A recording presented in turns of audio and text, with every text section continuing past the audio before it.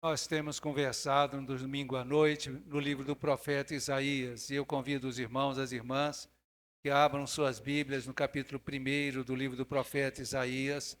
Nós vamos ler a partir do verso 21 até o final desse capítulo, versículo de número 31. Isaías, capítulo 1, a partir do verso 21 até o verso 31. Nós vamos ler todos juntos, Isaías, capítulo 1, dos versos 21 até o verso 31, mesmo assentados como os irmãos e as irmãs estão. Vamos fazer a leitura conjunta. Vamos ler.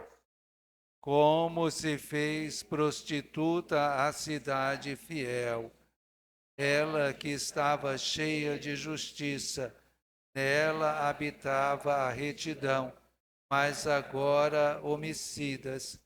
A tua prata se tornou em escórias, o teu licor se misturou com água.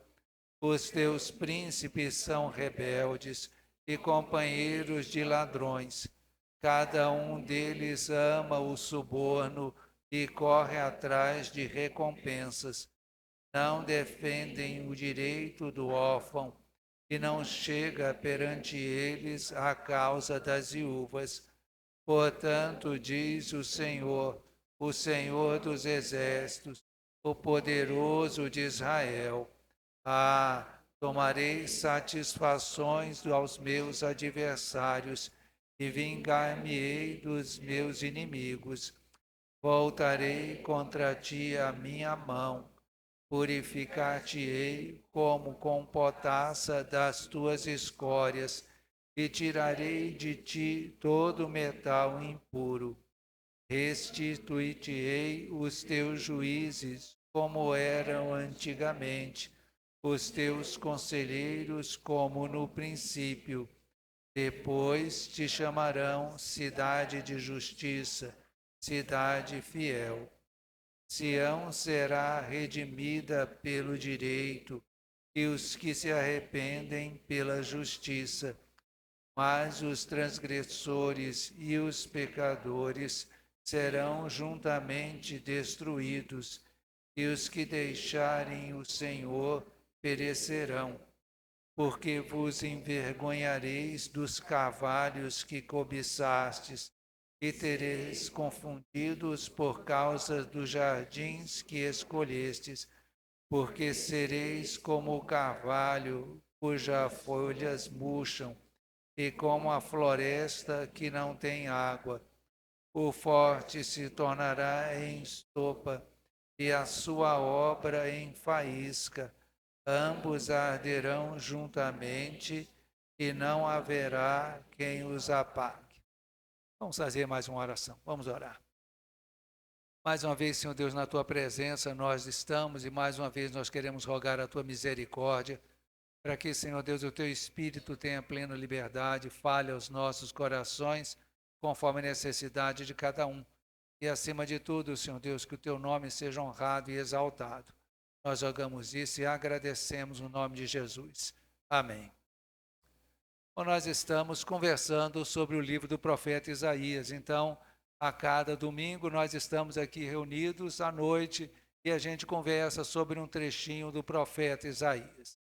Particularmente, eu vou dizer para vocês que eu me sinto fora da minha zona de conforto.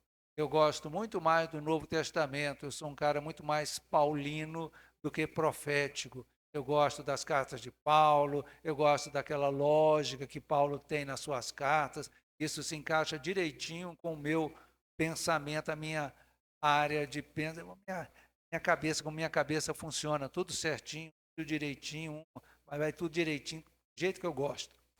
Os profetas não são assim, Isaías piorou, porque Isaías, além de ser um livro bem extenso, 66 capítulos, ele é o maior dos profetas. Ele é o profeta considerado, por assim, o mais evangélico dos profetas, ou seja, ele teve uma visão daquilo que nós chamamos hoje de Novo Testamento, coisas que os outros profetas tiveram bem menos. Além disso, Isaías é um profeta muito profundo. Então, eu me sinto completamente fora da minha zona de conforto. Eu aqui ando assim, tateando, sem saber exatamente onde pegar. E Nós aqui lemos Isaías capítulo 1, a partir do verso 21 até o verso 31, e você deve ter sentido aí que nós voltamos para um assunto que nós já havíamos falado. Ou seja, os profetas, e particularmente Isaías é assim, os grandes profetas são assim, Isaías, Jeremias, Ezequiel, Daniel, eles têm, não digo assim, altos e baixos, mas eles têm momentos em que eles falam das bênçãos que Deus vai nos dar, e daqui a pouco eles começam a falar severidade de Deus em relação ao pecado, ou seja, eles alternam uma coisa, outra coisa, uma coisa, outra coisa. E nós aqui estamos num momento em que o profeta Isaías registra algo que é, não digo uma punição, mas sim um aviso que Deus está dando. Então, estamos aqui nos altos e baixos de Isaías, lemos aí Isaías capítulo 1, dos versos 21 até o verso 31. Eu li o texto, você também leu. Eu tenho certeza que você entendeu a mensagem geral do texto. Deus está muito aborrecido com Jerusalém, com Judá. Deus diz que os príncipes, os líderes do povo não estão fazendo a coisa certa, estão favorecendo os ricos e desprezando os pobres. Deus fala que ele vai tomar vingança contra aqueles que ele considera transgressores e diz que ele vai redimir a Sião, vai chegar um dia em que tudo vai voltar a ser como deveria ser. Sião vai voltar a ser uma cidade fiel, uma cidade justa. Eu li, você leu, essa é mais ou menos a mensagem do texto. Mas eu queria pensar aqui nesse texto, olhar aqui para esse texto e, a partir desse texto, tentar pegar algumas coisas para mim, para você, para a minha vida e para a sua vida. Eu gostaria que nós relêssemos todos juntos o verso de número 24. Vamos reler todos juntos o verso de número 24. Vamos reler. Portanto, diz o Senhor dos exércitos, o poderoso de Israel: tomarei satisfações aos meus adversários e vingar-me-ei dos meus inimigos. Quando eu li esse texto, para mim esse versículo, verso 24, me pareceu ser o centro de todo esse relato aqui. Todo o trecho começa de 21 a 31. Esse verso 24 é o versículo, para mim, central, o versículo que começa a explicar as coisas, começa a dizer como as coisas devem ser. Eu creio que aí a gente tem uma questão de identidade. Você prestou atenção nesse verso 24? O texto coloca 3 nomes de Deus. É como se Deus quisesse dizer: olha, você está sabendo com quem você está falando? Você está prestando atenção mesmo? Você está entendendo com quem que você está brincando? Ele está falando isso aqui para o povo lá de Judá, né? Então ele está dizendo: olha, prestem atenção, quem sou eu? E ele coloca aqui 3 nomes. Então, vocês notaram, diz aí o verso 24, comecinho, diz o Senhor, Senhor dos exércitos, o poderoso de Israel. Você prestou atenção como está escrito aí na sua Bíblia, a primeira palavra Senhor? Está escrito, diz o Senhor. Esse Senhor, o S, começa a palavra, está em maiúsculo. Mas as outras letras todas estão em minúsculo. Notaram isso? Agora olhem a palavra seguinte. Está escrito o Senhor do Israel, a segunda vez que aparece Senhor. Aí o S está em caracteres maiúsculos e o resto da palavra, embora esteja em menor caixa, todos são caracteres maiúsculos também. O E é maiúsculo, o N é maiúsculo. E nós já conversamos numa outra oportunidade que toda vez que a Bíblia, a tradução da Sociedade Bíblica do Brasil, coloca esse Senhor de maneira em que todas as letras são maiúsculas, aqui, lá na língua original, no hebraico, está escrito Yahvé, Jeová, Javé, Ieoá, o nome que você quiser falar. Eu vou falar Javé ou Yahvé, que eu acho mais, está mais dentro daquilo que deveria ser. É o famoso tetragrama sagrado, as 4 letras que os judeus tinham pavor de pronunciar, porque eles tinham medo de tomar o nome de Deus em vão. Então, eles nem pronunciavam esse nome.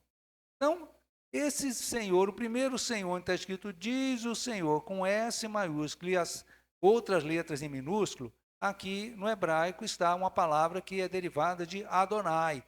Adonai é um outro nome de Deus, mas Adonai tem a ideia de dono, aquele que governa, aquele que dá as ordens. Então os judeus tinham o costume de, quando eles chegavam na palavra Yahvé, eles, ao invés de falarem Yahvé, falavam Adonai, para não tomar o nome de Deus em vão. Então, para eles, o problema era o nome, aquela palavrinha lá. Então, eles, quando chegavam assim no Yahvé, eles diziam Adonai. Então, aqui nesse texto, eles iam ler, diz Adonai, o Adonai dos exércitos. Ou seja, eles iam falar duas vezes para não falar o nome Yahvé, Jeová e qualquer coisa que o valha. Então, primeiro, Deus se identifica como aquele que é o dono do povo, o Senhor, o Adonai. Depois ele diz que ele é o Yahvé Sebaot, ou seja, o Senhor dos exércitos. Não é qualquer um, é o Senhor dos exércitos que está falando com vocês. Depois ele fala, mais uma vez, ele diz, o poderoso de Israel. Ou seja, Deus quer que a identidade dele fique bem patente, para que as pessoas soubessem com quem estão falando. Com quem você está tratando? Você está tratando diretamente com Deus. Você não está tratando com qualquer um. Isaías é o profeta. Isaías foi quem recebeu essa profecia, quem registrou a profecia que nós estamos comentando aqui agora. Pode ser que Isaías tenha proferido essas palavras aqui diante do povo, mas quem estava falando ali não era Isaías.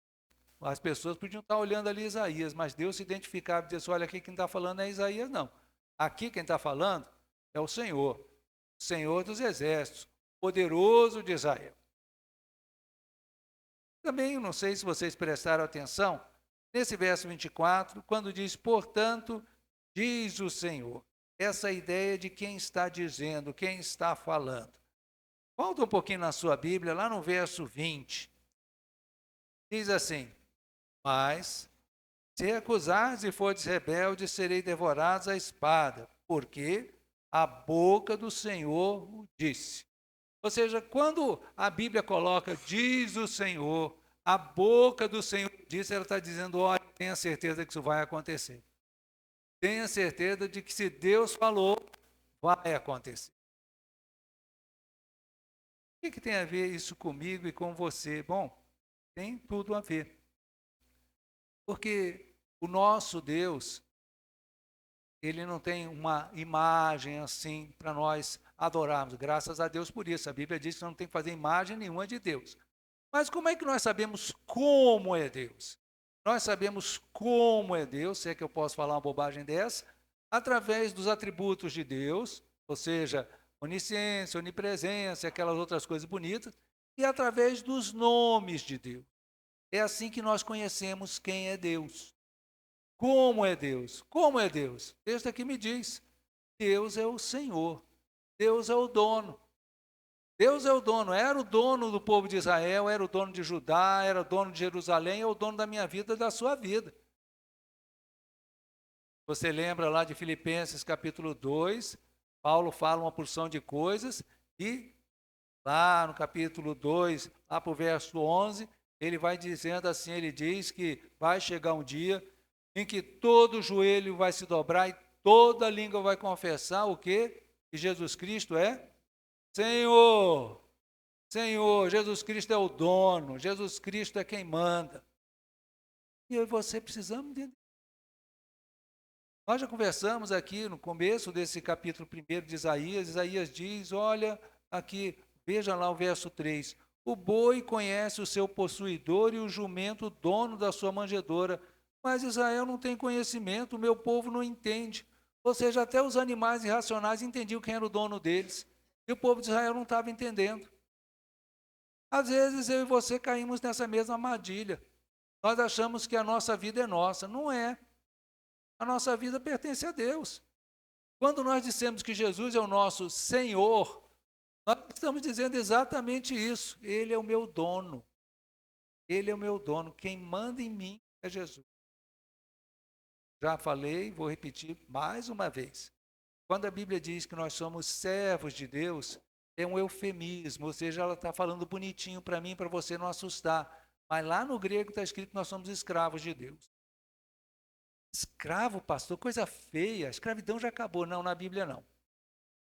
Nós somos escravos de Deus e Deus é o nosso Senhor. Nós estamos aqui para fazer a vontade de Deus. Eu e você estamos aqui para fazer a vontade de Deus. Quando Ele achar que a nossa tarefa aqui na nossa vida terminou, a gente vai embora. Hã? Quem esteve aqui na quinta-feira lembra que nós falamos de Enoque, né? Morreu o rapaz moço, né? 300 e poucos anos, 365, nem lembro. Morreu jovem o menino. Tá? Jovem para aquele tempo, porque naquele tempo o filho dele, Metusalém, viveu 969. Ou seja, fazendo uma regra de 3, assim, mais ou menos, fazendo uma idade aproximada para nós aqui, ele morreu com 35, 36 anos. Quem morre com... Morreu não, ele foi trasladado, desculpe aí. Certo? Mas a vida dele aqui terminou aos 35, 36 anos. Se nós sabemos de alguém que parte com essa idade, nós ficamos pensando, puxa, foi muito jovem, muito jovem. Mas a tarefa de Enoque já tinha terminado. E quando a nossa tarefa terminar, a gente vai partir. Pronto. Deus é o nosso Senhor. Deus é o nosso Adonai. Deus é o nosso dono. Deus é que governa a minha vida, governa a sua vida também.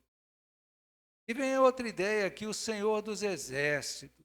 Aquela ideia de Deus que não tem limites para o poder dele.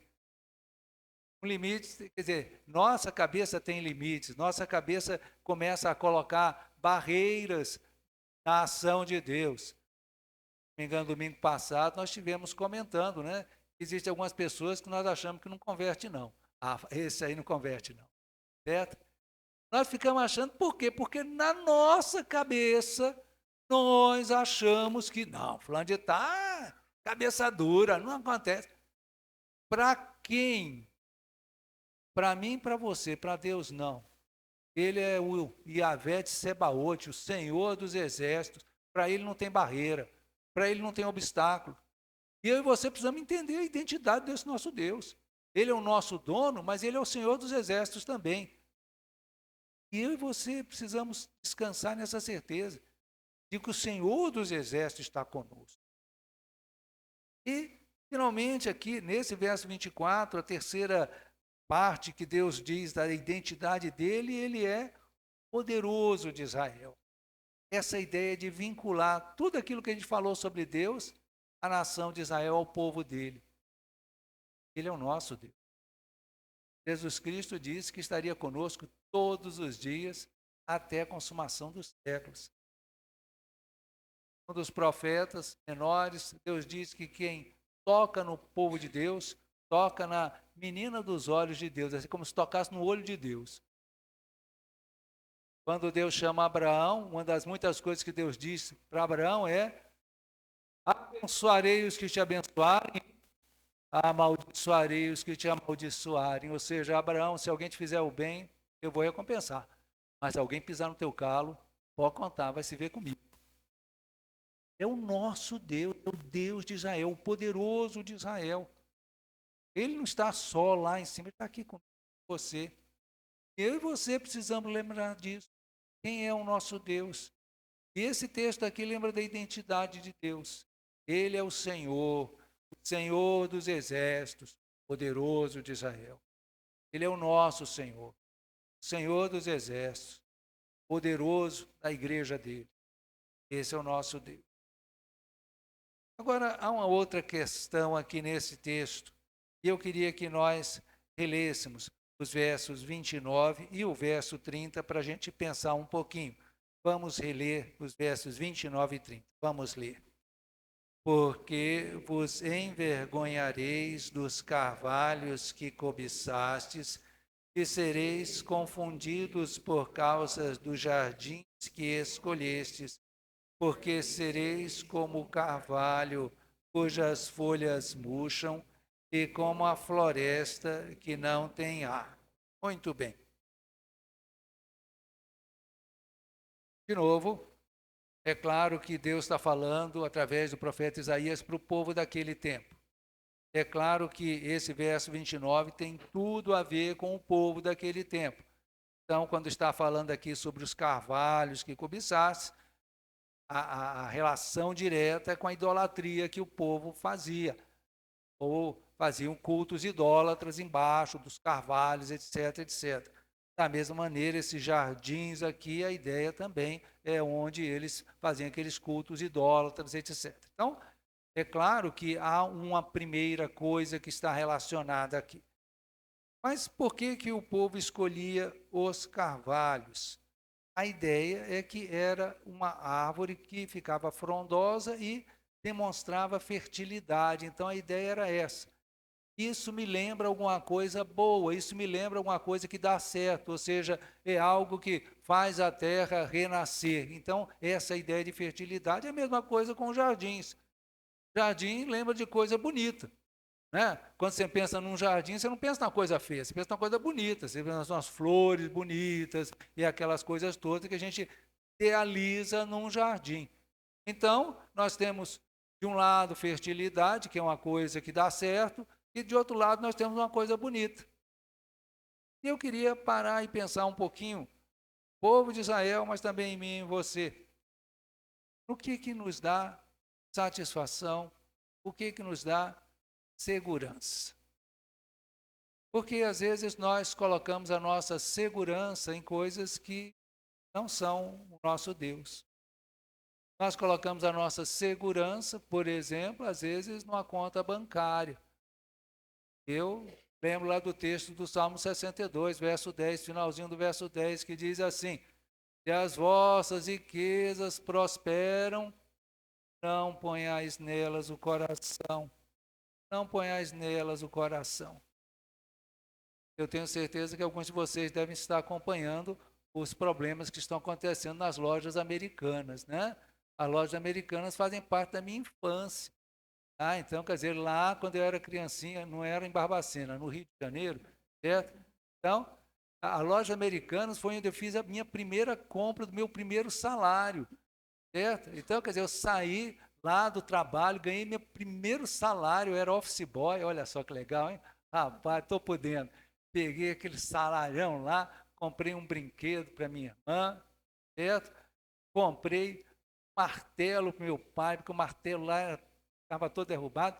Comprei um pegador de macarrão para minha mãe, aqueles pegador assim de plástico que faz assim, entendeu? E pegava o macarrão. Minha tia tinha aquilo, era o must. Aquele negócio era chique demais. Então eu comprei um pegador de macarrão para minha mãe e comprei alguma coisa para mim que eu nem lembro o quê. Gastei o salário todo, primeiro dia. Então, a questão é a seguinte: fui na loja americana, caramba, eu fui lá, ó, ir na loja americana com dinheiro, é uma coisa assim, ó, eu estou no paraíso, entende? Certo? Disseram primeiro que a americana estava com um rombo de 20 bilhões.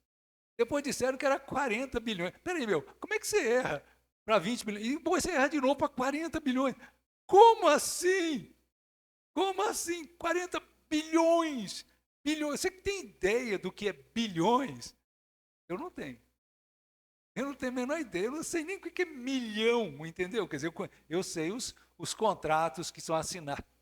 Eu faço parte da área de governo, eu sei os contratos que são assinados. Alguns milhões para lá, alguns milhões para cá, tudo bem, essa parte eu compreendo.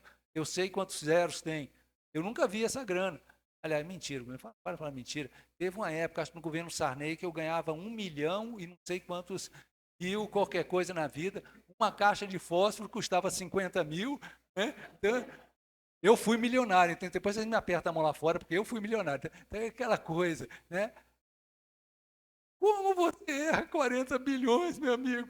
Como ninguém viu? Eu trabalho com contabilidade, gente, desde sempre. Entende?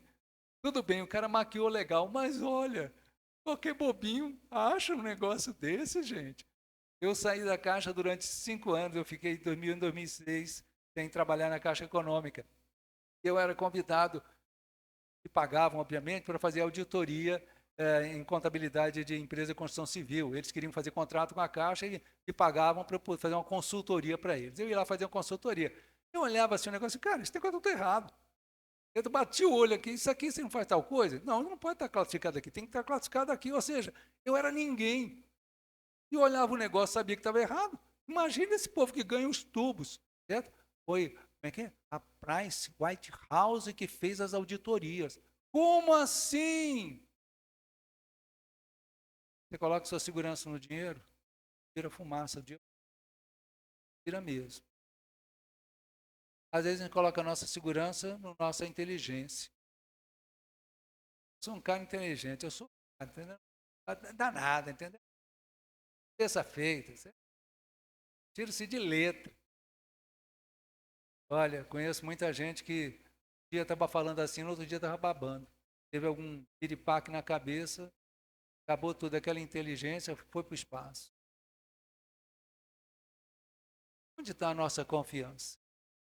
Porque os israelitas estavam colocando a confiança dele, a esperança dele, a satisfação deles, grandes carvalhos, coisas bonitas. Eu e você precisamos parar e pensar onde é que está a nossa segurança. Onde é que nós estamos colocando a nossa esperança, a nossa fé. Porque às vezes nós estamos confiando em nós mesmos, confiando no nosso dinheiro, confiando na nossa inteligência, confiando em outras coisas. Olha, não leva a lugar nenhum. Tem um texto da Bíblia que eu sei que você sabe de cor, mas eu gosto de ler na Bíblia. Esquece Isaías só por um minuto, nós vamos lá para Jeremias. Jeremias é logo depois de Isaías, é a casa do lado, entendeu? Vizinho. Então, Jeremias capítulo 2, só um versículo, verso de número 13. Jeremias capítulo 2, verso de número 13. Vamos ler todos juntos, Jeremias 2, verso 13. Vamos ler. Porque dois males cometeu o meu povo. A mim me deixaram o manancial de águas vivas e cavaram cisternas, cisternas rotas que não retêm as águas. Notem, o texto aqui está falando de dois erros. Quais são os erros? Primeiro, abandonaram a Deus. Segundo, procuraram outras soluções. Então, dois erros. Primeiro, abandonaram a solução correta. Depois, procuraram a solução errada. Dois erros. O povo de Israel, lá na época de Isaías e na época de Jeremias também, estava nesse mesmo caminho. Vocês abandonaram o Santo de Israel, vocês abandonaram o poderoso Israel, vocês estão atrás da fertilidade, daquilo que é bonito, etc, etc. E é interessante que esse texto aqui diz que Deus é um manancial de águas. Vamos voltar lá para Isaías. Isaías capítulo 1. Nós lemos e relemos o verso de número 30. Eu vou reler mais uma vez, presta atenção aí, acompanhe na sua Bíblia. Porque sereis como o carvalho cujas folhas murcham e como a floresta que não tem o quê? Água. Que não tem água. Lembram que Jesus, naquele diálogo com a mulher samaritana, disse para ela que ele, Jesus, ia dar para ela água viva. Eu vou te dar água viva e quem beber da água que eu der, nunca mais vai ter sede. Passa um pouquinho, folheia João na sua cabeça, vai lá para o capítulo 7, a festa dos tabernáculos, quando Jesus se levanta e diz, quem nele crê, do seu interior fluirão o quê? Rios de águas vivas, ou seja, aquela ideia de água, água. Água é vida.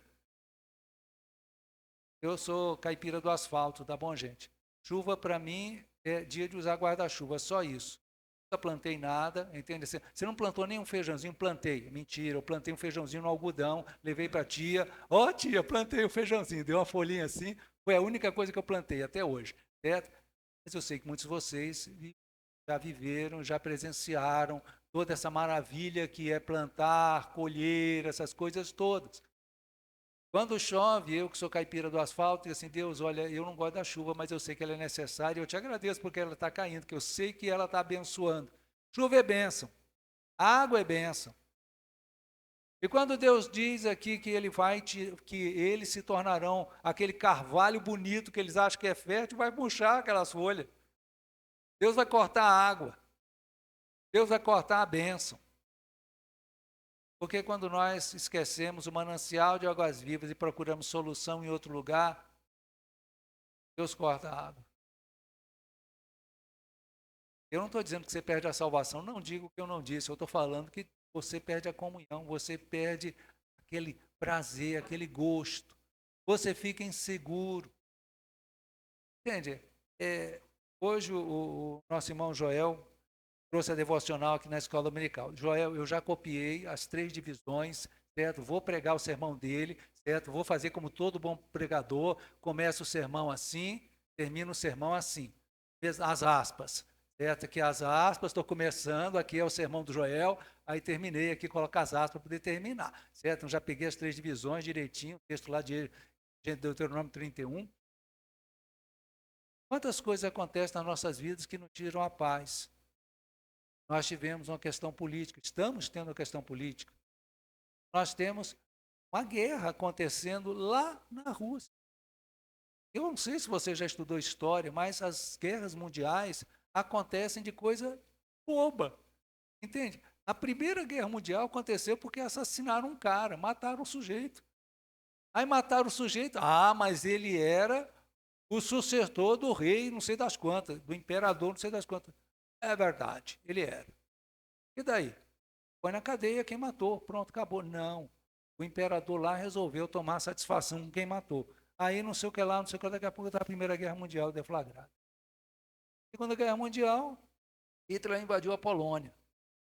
Ok, péssimo isso. Mas sabe quem era o alvo dele, quem ele queria brigar? Com a Inglaterra. Só que a Inglaterra não entrou na briga. Ficou assim, não, que isso? Coisa. Ou seja, começa de uma coisinha. Tem uma guerra longe de que eu e você temos a ver com a guerra da Rússia, com a guerra da Ucrânia. Gente, esse mundo todo está ligado. O que acontece lá afeta aqui, reflete aqui. O que nós vamos fazer? Nós vamos crer em Deus. Nós vamos descansar em Deus. Nós vamos saber que Deus não vai nos desamparar, Deus não vai nos deixar.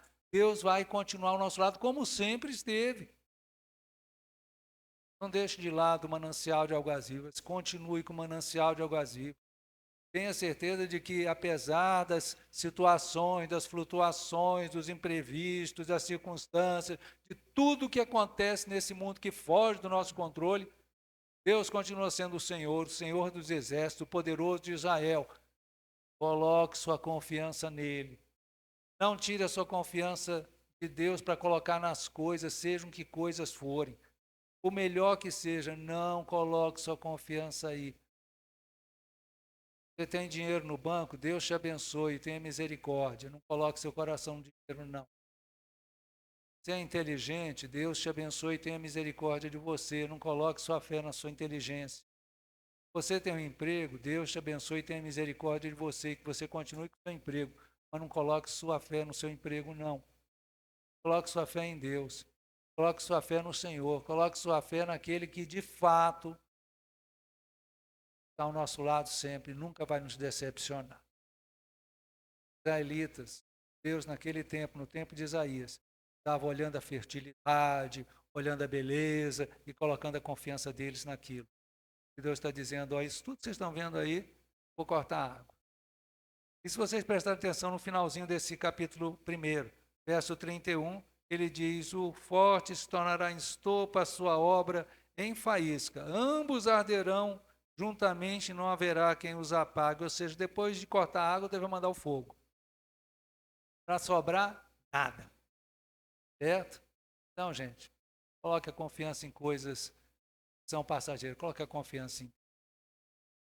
Bom, nós já conversamos um pouquinho sobre a questão da identidade. Deus se identifica lá no verso 24. Conversamos um pouquinho sobre essa questão de esperança, de onde nós colocamos a nossa esperança, nossa confiança.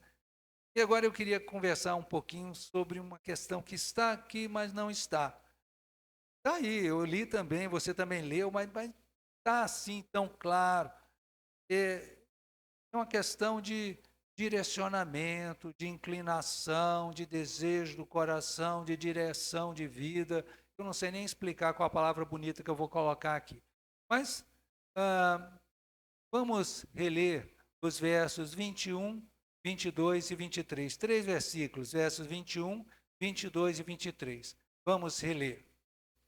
Como se fez prostituta a cidade fiel, que estava cheia de justiça. Nela habitava a retidão, mas agora homicidas. A tua prata se tornou em escórias, o teu licor se misturou com água, Os teus príncipes são rebeldes e companheiros de ladrões. Cada um deles ama o suborno e corre atrás de recompensas. Não defendem o direito do órfão e não chega perante eles a causa das viúvas. Ok, lemos, relemos, você leu e eu também li. O que me chamou a atenção aqui nesses versículos que está aqui, mas às vezes a gente não nota? Eu vou ler algumas palavras que estão aqui nesses 3 versículos que nós lemos. Verso 21 tem a palavra prostituta. No verso 21, finalzinho do verso 21, tem a palavra homicidas. No verso 23, no meio dele, tem ladrões. Nesse mesmo verso 23, um pouquinho mais na frente, tem suborno.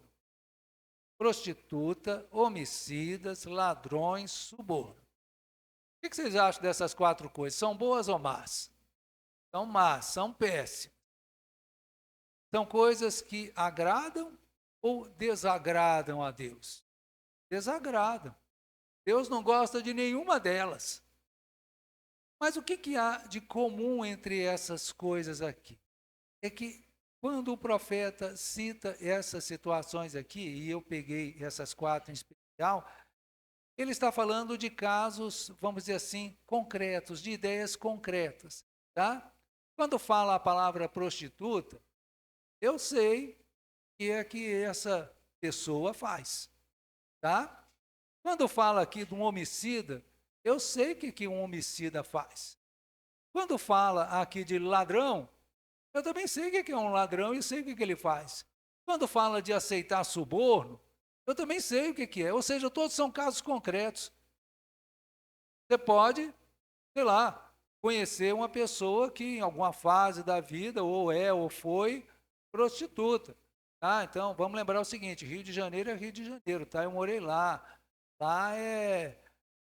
Então, um lugar que a gente mora, certo? Então, olha, o prédio que estava na esquina da Hermenegildo com a Cândido Mendes era um prostíbulo a céu aberto, ou seja, você tinha um colega que morava lá, eu ia na casa dele e sabia que estava rolando uma porção de coisa ali.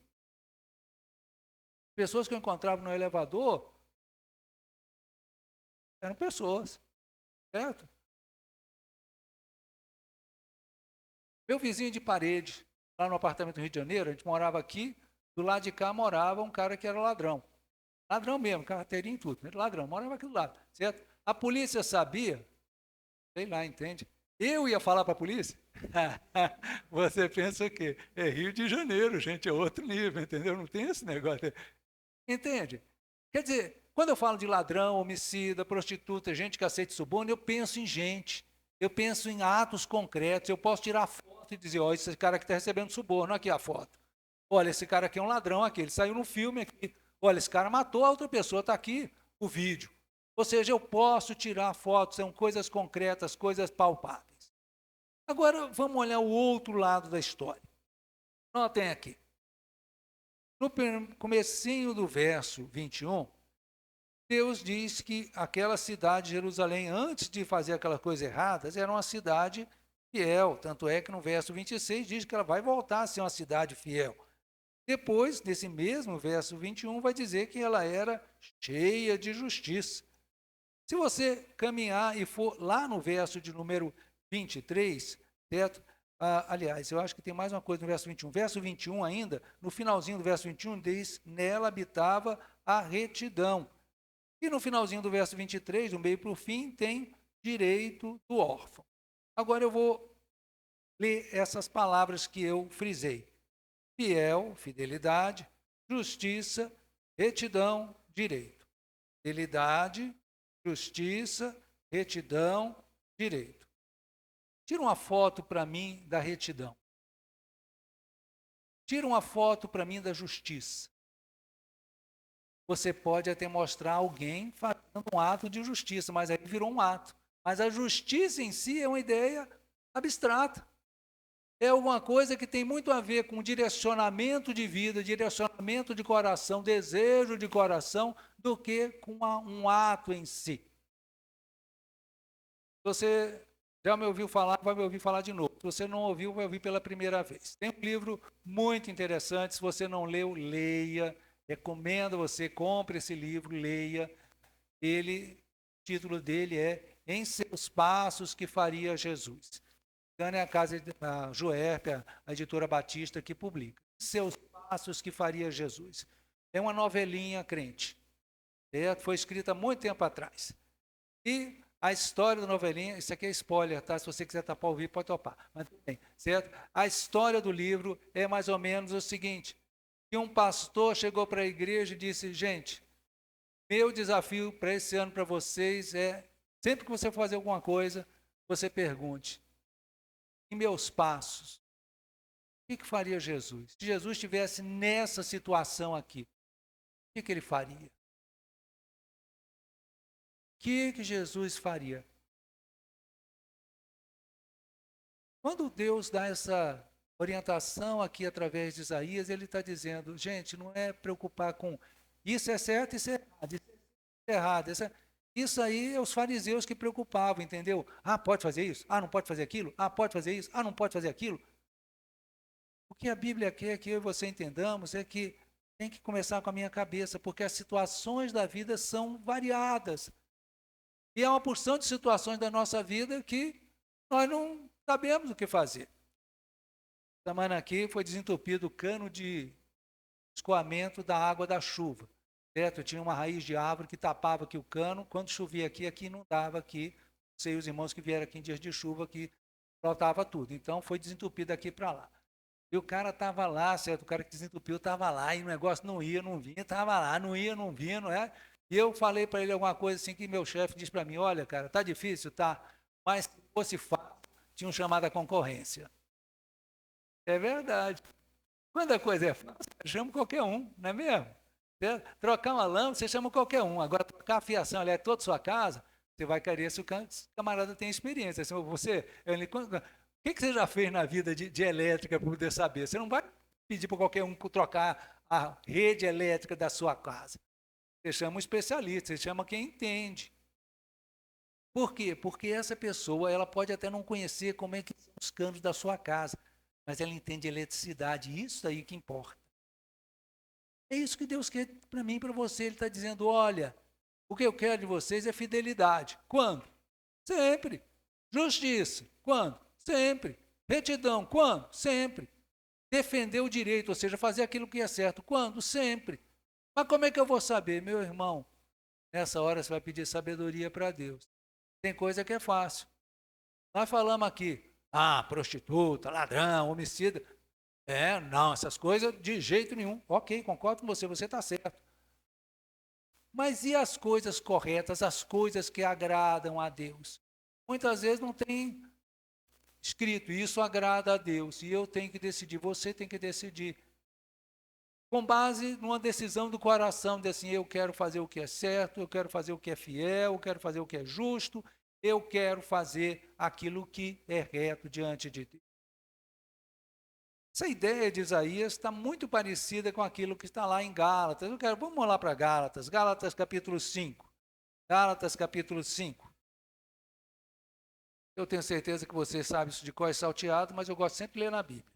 Então, Gálatas capítulo 5, a partir do verso 19, nós vamos ler até o verso de número 23. Gálatas capítulo 5, a partir do verso 19 até o verso de número 23. Vamos ler todos juntos, Gálatas 5, de 19 a 23. Vamos ler. Ora, as obras da carne são conhecidas e são prostituição, impureza, lascívia, idolatria, feitiçarias, inimizades, porfias, ciúmes, iras, discórdias, dissensões, facções, invejas, bebedices, glutonarias e coisas semelhantes a estas, a respeito das quais eu vos declaro, como já outrora vos preveni, que não herdarão o reino de Deus os que tais coisas praticam.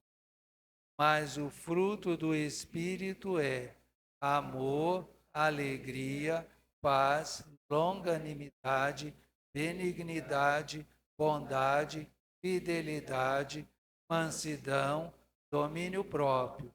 Contra essas coisas não há lei. Notem, está na minha Bíblia, está na sua também, e você já sabe disso.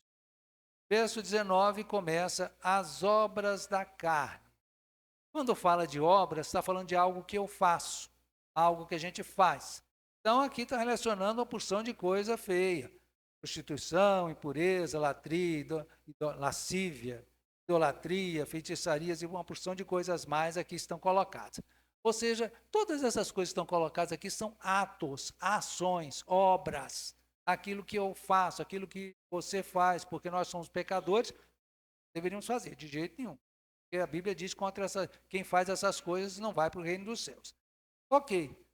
E no verso 22, Paulo muda a história. Ele não fala mais de obras, ele não fala daquilo que eu faço. Ele diz o fruto do Espírito. E qual é o fruto do Espírito? Paulo não está dizendo de nenhuma coisa que eu faça. É isso, é aquilo.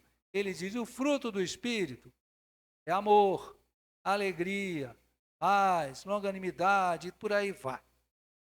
Vamos pegar lá o exemplo lá em seus passos que faria Jesus. Faça a pergunta para você. Isso que eu vou fazer vai incentivar o amor ou o ódio? Por exemplo, de vez em quando eu recebo coisas no WhatsApp, eu não sei quantos vocês têm WhatsApp, eu acho quase ninguém, mas tudo bem, certo? Eu recebo umas coisas no WhatsApp, tá? Então, quer dizer, às vezes eu recebo umas coisas assim, umas mensagens cheias de rancor. Mas a Bíblia diz que o fruto do Espírito é amor. Antes de mandar a sua mensagem no WhatsApp, pergunte: isso vai incentivar o amor? Sim ou não? Depois, aqui tem alegria. Será que isso vai incentivar a alegria ou a tristeza? Depois, aqui tem paz. Será que isso vai incentivar a paz ou vai fomentar a guerra? E por aí vai. Entende? O que a Bíblia quer que eu e você façamos é usar a inteligência que Deus nos deu, o bom senso que Deus nos deu e dizer muito bem o que eu estou fazendo da minha vida, o que eu estou fazendo das minhas obras, dos meus atos do dia a dia. Será que eu estou semeando a bênção ou a maldição? Porque às vezes tem gente que está semeando a maldição, às vezes sem querer, sem pensar, mas está semeando. Eu e você temos que pensar naquilo que agrada a Deus. É isso que Deus queria que o povo de Israel entendesse. Não é questão, eu fiz isso, eu faço aquilo outro, eu não faço isso. Paulo diz lá aos Colossenses que isso aí tem aparência de santidade, mas não leva a lugar nenhum, certo? Ele diz, olha, você tem que concentrar naquilo que é o direcionamento certo. Faça a pergunta para você mesmo, diante de Deus. Isso que eu estou fazendo está aumentando a bondade? Está aumentando a mansidão? Está aumentando a benignidade? Faça a pergunta, porque o fruto do Espírito é esse daqui. Porfia, dissensão, discussão, isso é obra da carne. Facção, sabe o que é facção, gente? É essa ideia de que eu sou do lado de cá, eu sou do lado de lá. Isso é obra da carne. Isso é obra do pecado. O que Deus quer é o fruto do Espírito. E eu e você somos os responsáveis por fazer isso acontecer, como o povo de Israel, lá no tempo de Isaías era. Deus estava dizendo, olha, eu quero que vocês busquem a fidelidade, eu quero que vocês busquem a justiça, eu quero que vocês busquem a retidão, eu quero que vocês busquem o direito. Ideias que tem que estar na minha vida, na sua vida também. Eu e você, mesma maneira que os judeus lá no passado, de vez em quando, desviamos da rota. O pecado é exatamente essa ideia, né? Você errar o alvo. De vez em quando a gente desvia, a gente pega uma estrada errada, começa a bater cabeça. Isso que os profetas exigem. Para dizer para mim e para você assim, olha, cuidado que talvez o caminho que você está pegando Fruto do Espírito: amor, alegria, paz, longanimidade, benignidade, bondade, fidelidade, mansidão e domínio próprio. Contra essas coisas não há lei.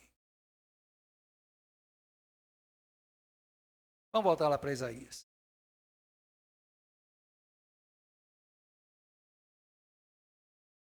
Nós lemos esse capítulo primeiro e lemos em vários domingos. Nós hoje terminamos o capítulo primeiro. E há alguns versículos que são chaves nesse capítulo primeiro. E eu gosto muito daquilo que está no final do verso 16, começo do verso 17. O profeta diz: cessai de fazer o mal, aprendei a fazer o bem. Nós precisamos das duas coisas: parar de fazer o que é errado e aprender a fazer o que é certo. Todo esse capítulo primeiro, ele gira em torno dessas ideias. Parar de fazer o que é errado, aprender a fazer o que é certo. Quem precisa fazer isso? Todo mundo. O povo lá do tempo de Isaías, eu, você, todos nós. No texto de hoje nós aprendemos sobre a identidade de Deus, porque Deus faz questão de mostrar quem Ele é. Fez questão lá no povo de Israel, faz questão hoje também. Ele é o Senhor, Ele é o nosso dono, Ele é que manda na minha vida, na sua vida também. Mas Ele também é o Senhor dos exércitos, ou seja, para Ele não tem nenhum obstáculo, nada que Ele não possa vencer, nada. Mas Ele é poderoso de Israel, ou seja, nosso Deus, Deus que nos conhece como nós somos e nos abençoa na nossa vida, na nossa circunstância. Nós também vimos um pouquinho sobre a questão de segurança, a questão de confiança, onde eu coloco a minha confiança. Os israelitas naquele tempo, eles estavam colocando a confiança deles naquilo que era fértil, naquilo que era bonito, ou seja, naquilo que eles achavam que ia dar certo. E Deus diz lá em Jeremias, mas serve aqui para Isaías, que eles estavam abandonando o manancial de águas vivas, estavam cavando para si cisternas rotas. Eu e você não podemos colocar nossa segurança, nossa confiança naquilo que é passageiro. Nem no nosso dinheiro, nem na nossa inteligência, nem no nosso emprego, nem das coisas. Nossa confiança, nossa esperança tem quem está indo. E a terceira coisa que nós vimos aqui foi uma questão de direcionamento. O povo lá no templo de Israel estava fazendo obras más. Assim como os Gálatas, aos Gálatas, aliás, Paulo escreve sobre as obras da carne. No tempo de Isaías, também na carta aos Gálatas, ao invés de falar sobre obras boas, a Bíblia diz, olha, você tem que mudar a direção, mudar a sua cabeça e colocar na sua cabeça aquilo que agrada a Deus. O que agrada a Deus? Amor, alegria, paz, bondade, longanimidade, certo? Todas aquelas outras coisas que estão escritas lá em Gálatas. Agrada a Deus, fidelidade, retidão, justiça, direito, isso agrada. Eu e você precisamos lembrar disso. Nós vamos semana que vem, com a graça de Deus, todos estivermos vivos, conversar lá no capítulo 2 de Isaías. Também vai ser mais um ponto na nossa montanha russa, porque Isaías, como eu falei para vocês, às vezes nos coloca lá em cima, depois nos coloca lá embaixo, lá em cima, lá embaixo. Então vamos ter que viver nessa porra. Vamos viver nessa montanha russa durante esse livro de Isaías. Está fácil, 66 capítulos, ó. Aqui, certo? Ano de 2032 eu terminei tudinho, certo? Mas vamos em frente, um domingo de cada vez. Tá? Vamos ficar em pé, irmãos. Vamos entoar o hino Rude Cruz.